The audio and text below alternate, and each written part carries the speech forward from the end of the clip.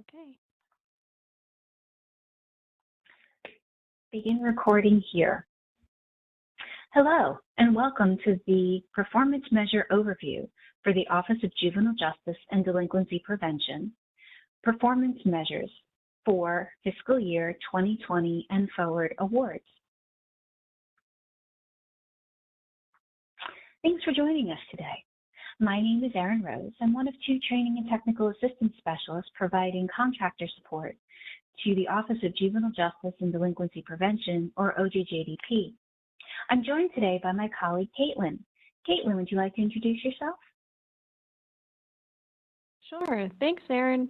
My name is Caitlin, and I am the other training and technical assistance specialist here to present this information to you today. We have a few different objectives with today's session. First, we'd like to make sure that we summarize the importance of performance measures for you. We'd also like to leave you with an understanding of your definitions and questions. We'll also share how to verify your performance measure data, and we'll be sharing some resources and information on secondary protective factor effects. Throughout this presentation, you'll often hear acronyms or see them on the slides. We wanted to provide this information to you so you can use it as a reference throughout this training. Please take a moment to familiarize yourself with these acronyms and the names.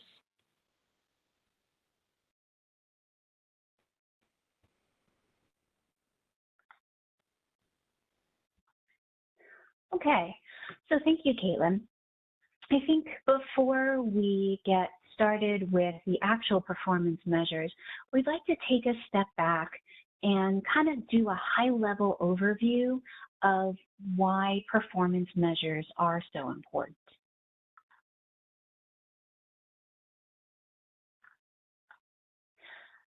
On the screen here, you're going to see how the Office of Justice Programs, or OJP, defines performance measurement as the regular collection of data to assess whether correct outcomes and desired results are being achieved.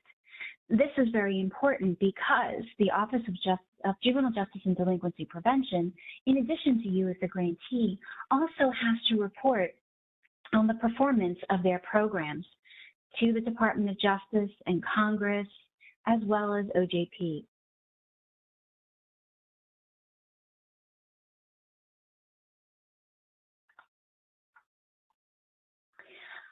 Why is this important? Well, OJJDP has a very specific mission to treat children as children, serve children at home with their families in their communities, and open up opportunities for system-involved youth. How do they know if that mission is being achieved? They do that through the performance measures and the performance reports that you as the grantee submit twice a year. It's very important that you continue to do this because that influences how OJJDP is allocating dollars to grant awards and making sure that the field continually is able to meet the needs of children in their communities and open up opportunities for system-involved youth.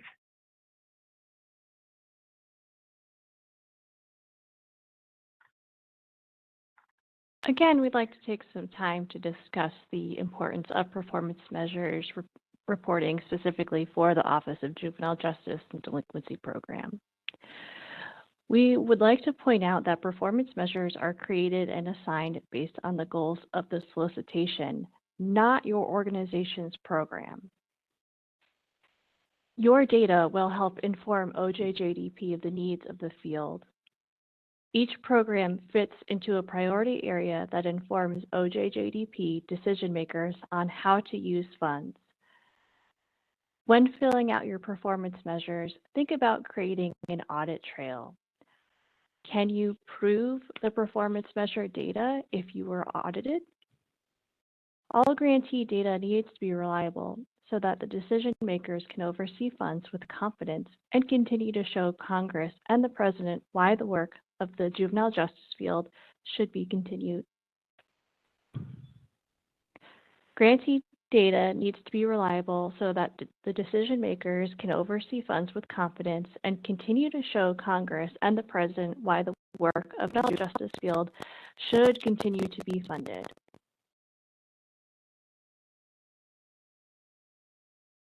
We all play a role in performance reporting.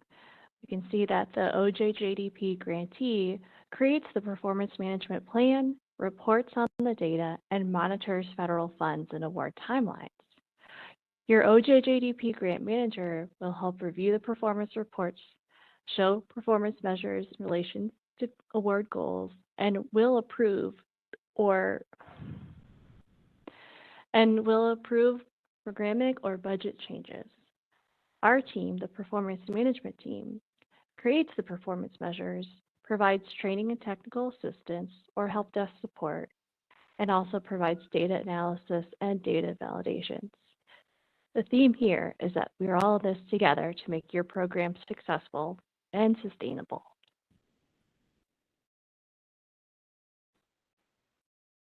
In this slide, we've highlighted some 4 basic best practices for performance reporting. We'll talk about planning.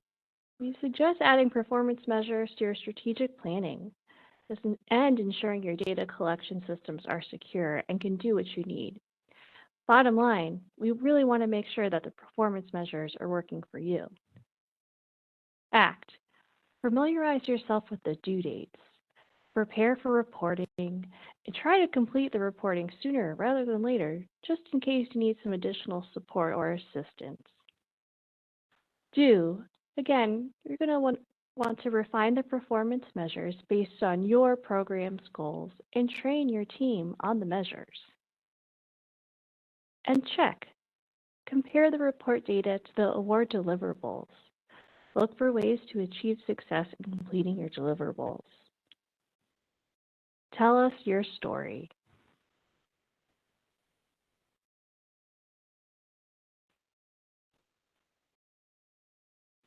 Thanks, Caitlin. Now that we understand more about why performance measures are so important to OJJDP, let's take a minute to look at the actual performance measures themselves. The best place to find them is in what is called the Definition and Questions document. This is a key document that is recommended to be used by grantees because it's a way for you and your whole team to be able to see all of the performance measures you've been assigned outside of the Just Grant system. So how do you know what performance measures are assigned? Well, you need to start with knowing what solicitation your grant award has been given under. In the center of the screen here is just a little snapshot of what we call a solicitation map. The solicitation map contains a list of all of the solicitations by fiscal year, and then it contains a link to the assigned performance measures in the center column. As you can see, branching out on the left and the right of the slide are screenshots of the Definitions and Questions document. These are your assigned performance measures.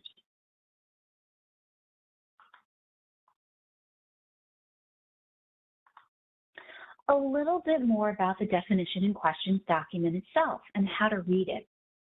So on this slide is a snapshot with the 3 specific columns that you'll see on most Definition and Questions documents. The first column is really more for us, for the performance management team. The second column is going to be very helpful to you as a grantee because it provides some additional definitions. These definitions will only live on the Definitions and Questions document. They will not show up in Just Grants. The third column, well, that's probably the most important. That contains a list of questions that you will see directly in the Just Grant system. Now, these 3 columns together will also have some section headers. Those section headers will be able to tell you sort of the types of questions that you are focusing on within that particular area, whether that be individuals served, victimization, training and technical assistance, or service delivery, for example.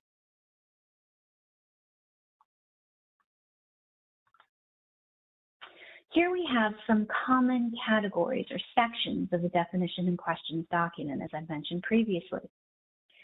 These will kind of help you gather the type of data that you'll be responding to within that particular question set.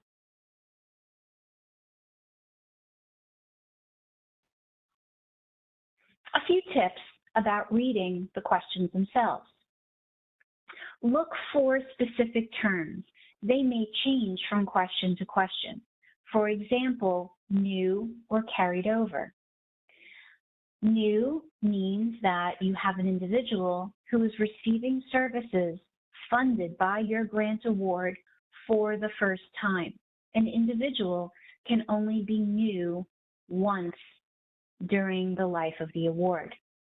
If that individual then continues to receive services from your program, you can then continue to report them as carried over, sometimes referred to as returning clients. Remember, whether an individual is new or carried over, we only want to report the services that were provided or the activities that happened over the course of the last 6 months, or what we tend to term as the reporting period.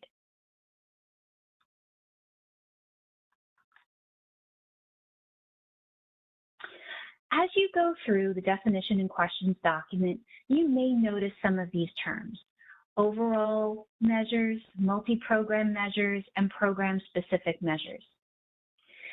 I want to point out the overall measures to start with, because oftentimes grantees may look at a performance measure and say, wow, I don't know how this question relates to my program. If you check the definition and questions document, you may notice that it's an overall measure, meaning that that same question is asked of a variety of different grantees. It's a very important question, but it may require you to put some additional context on it and help find a way to make it fit within your program or potentially move on to the next question. Overall measures are meant to be general. They are a way for OJJDP to pull together, for example, how many youths were served in a particular reporting period and provide that information to Congress to show how much is being done within the field. Multi-program measures, these are asked of a variety of grantees, but not everyone, and they are meant to target impacts within a particular population or service delivery model, or potentially within solicitations that have shared outcomes. Program-specific measures are those that you will see less frequently, and they are very specific to a solicitation, and they are meant to aggregate data that is aligned to a very specific population or funded activity.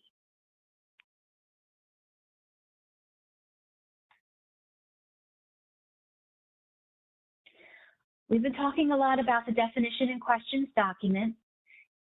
This slide, you are just sort of meant to see from a higher level perspective how that document ends up influencing what you see in the Just Grant system, specifically what the person with the grant award administrator role will see. As we previously mentioned, that third column contains the questions. And then over on the right-hand side of the slide, you will see a little snapshot, just an example of what that visual will look like for you in the Just Grant system.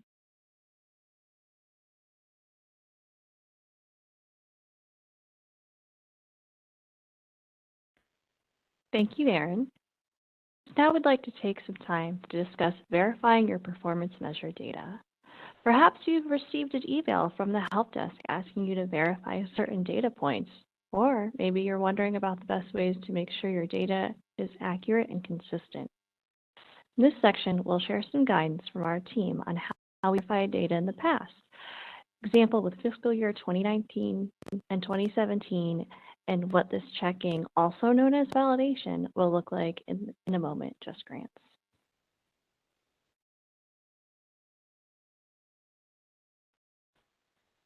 We'll talk about the performance measurement reporting flow and monitoring and reviewing data. The data in performance measures comes from the work that you do every day. This data comes from performance measures such as service delivery, individuals served, protective factors, etc. Steps 1 through 3 relate to the performance management plan aspects that we recommend to you as the grantee to collect and monitor. Remember that this data is through an activity period, which is 6 months of work and clients supported by OJJDP award funds. Step 4 means your grant manager will check your data to see if it is what they expect to see at this point. And step 5, our team will use the total individual served or exited, for example, to check or review what you've reported in other measures. The term we use to describe the process of checking data is called validation. These steps help create confidence in the data OJJDP uses to show outcomes to the President and Congress.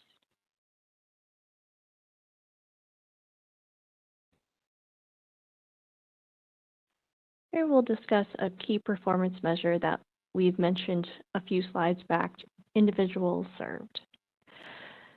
Why is this important to understand at the grantee level? Basically, if you get an email from our team, this is something you need to fix for future reports, and your grant manager and the team will look to you to collect the data for the answers. This is where the audit trail we discussed earlier comes into play. We can look at a common example, individuals served, and you'll see here that this is what it looks like in the definitions and questions document before you get into Just Grants. This measure includes all children, youth, young adults, and other families for both carried over or returning clients and new or additional clients. On this slide, you'll see an example of new output measures taken from the Tribal Youth Program, but this is the same for many other programs and will probably look familiar to you. If, for example, you have more individuals receiving intervention services than you reported as served, why? That would be a red flag. Why is it more? Can you explain? Or is this a place to go back and check case records or your data collection system?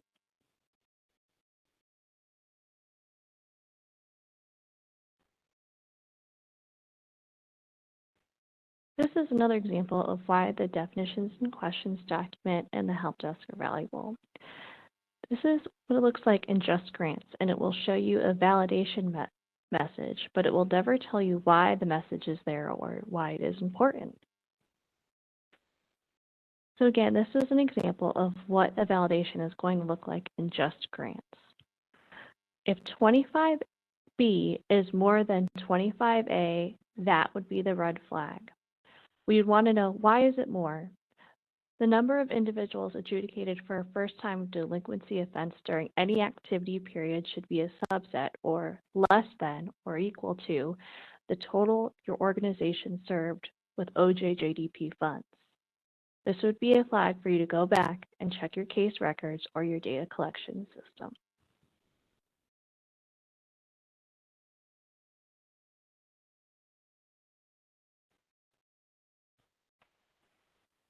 Before we move on, we'd like to talk about protective factors. We recommend that you report on at least one protective factor. These are outcome-based performance measures designed to help grantees and OJJDP understand the impact on the eligible individual served by a program. Protective factors measure positive changes in behavior. This is again where your performance management plan comes into play. You'll want to track the data as you go along because this can actually help you energize yourselves and your program when you see progress. And this allows program managers the opportunity to notice any challenges and work to understand where they are coming from.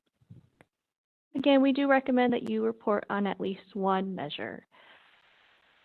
If you do choose to track multiple protective factors based on your program goals and objectives, then you must report on multiple protective factors consistently. Please report 0 and any protective factors which do not align to your program goals, and note which ones do not align and why on the last page of the question set in JustGrants.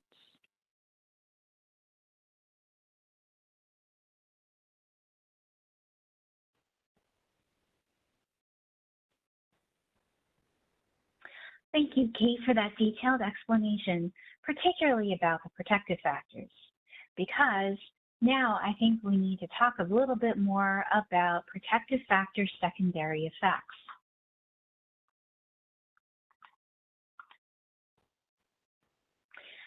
Protective factors' secondary effects is a set of questions that shows up in your progress narrative report, the one that's labeled PNQ in the JustGrants system.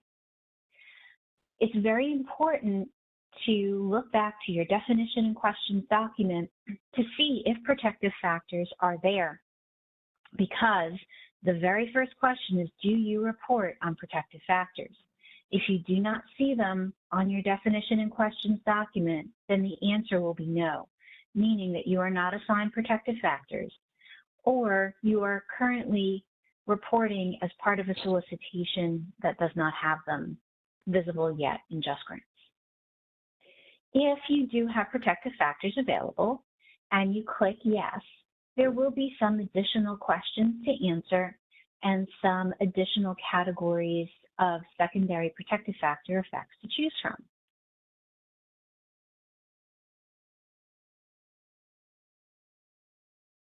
So a few tips and things to look out for when it comes to protective factor secondary effects.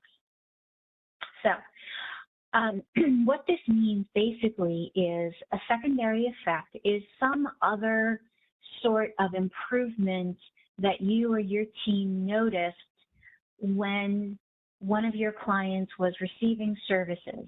So for example, let's say you were pulling together data targeting school engagement, and you notice that the youth that were being served also started to show a better participation in some positive leisure activities. For example, after school events. This was something that maybe you didn't target with your services, but you started to notice that better participation. That would be a secondary effect and something that you would report in question number 20 of the progress narrative or PNQ question set.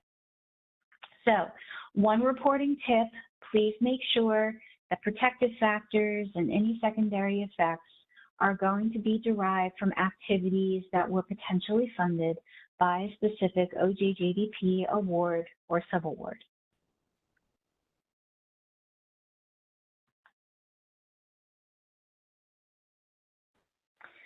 A few last things to remember about protective factor secondary effects. Again, if your solicitation does not have assigned protective factor performance measures as of today, you do not have to report the secondary effects. Please make sure to try to track some notes around the protective factor secondary effects in a way that's most convenient for your organization. This can be case notes, this can be documentation in a system. Again, something that helps you and your team create the audit trail. We're not asking at this point for any additional documentation.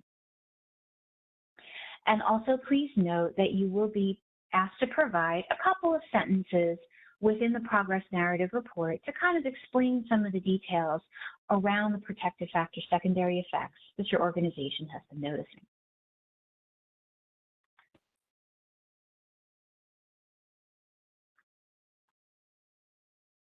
Thanks, Erin. This section will provide you with some basic reporting reminders.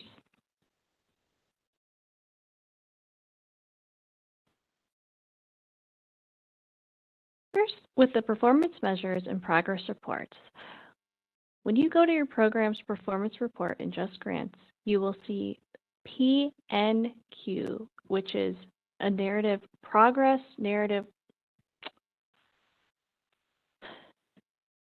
When you go to your program's performance report in JustGrants, you will see a PNQ, which is the Progress Narrative Questions report. This will provide the opportunity to describe your program's successes and challenges, amongst other details, in narrative form. This is assigned to all OJJDP grantees, some in addition to the performance measures from the definitions and questions document. If you only see one line, it may mean you have an Excel document to upload, which we will cover in a bit, but that is applicable to only a few programs. Most of you will see a 2-line items. Again, you can and should use the PNQ or narrative report to describe progress made on your goals and objectives, or any challenges that you may have experienced.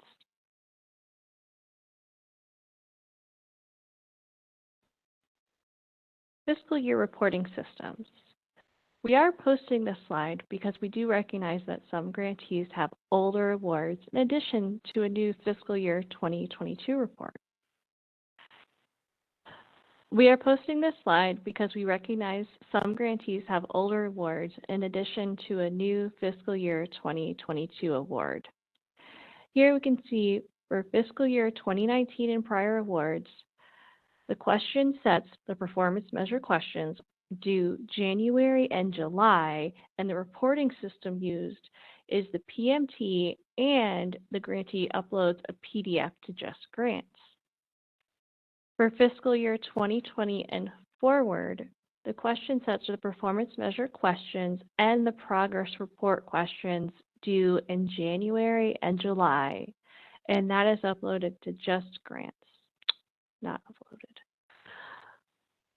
For fiscal year 2020 and forward, the question sets contain the performance measures questions and progress report questions.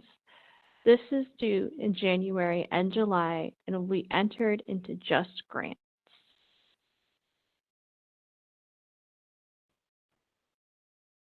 For fiscal year 2020 and forward, we have the award type, discretionary, otherwise known as competitive awards. And what exactly is due be the progress report and performance measure questions or an Excel sheet. When will it be due? January 30th and July 30th, and you will be reporting in JustGrants. For Formula Title II awards, progress report and a subgrantee Excel sheet is due in December 30th, and that will be reported in JustGrants.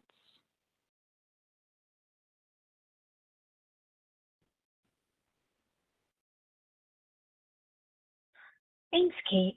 We'd like to close out our session today by going through a few resources.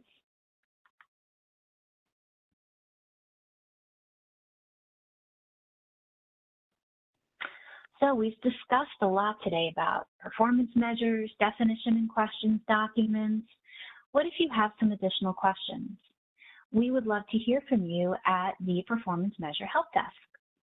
We do have some great resources in written form that can provide tips on performance measures or additional general definitions around performance reporting. We would also love to hear from you directly. Please reach out to the help desk. Let us know if you'd like to schedule a session with us via WebEx. They usually are about 30 minutes to start, and we can have multiple people from the team attend, cover different types of questions about performance measures, the PMT system, or just performance reporting in general. We do also have other program-specific recorded trainings, and as Kate mentioned, if you have an FY19 or prior award, we do have some additional resources around the PMT system.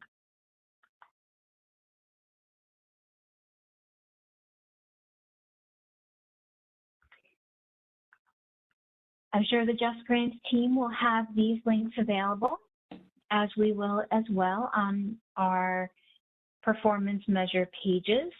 These are recommended trainings and checklists that are specific to performance reporting in JustGrants system.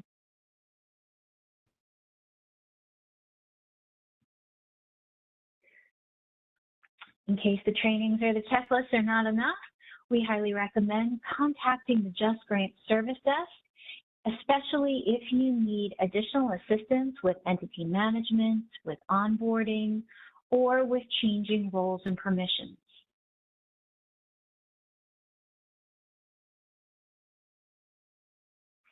I know I've just mentioned 2 different help desks. We do 2 different things. So if you have questions about the content of this recording today, performance measures, what's assigned, why the questions are phrased the way they are, or the PMT system, please reach out to the Performance Measure Help Desk at the email noted below. If you're getting an error message in the Just Grant system, you need to complete onboarding, assistance navigating to find your performance report, or changing out roles and permissions, please contact the Just Grant Service Desk at the email noted below. Thank you very much for sticking with us today, and we hope to hear from you in the future.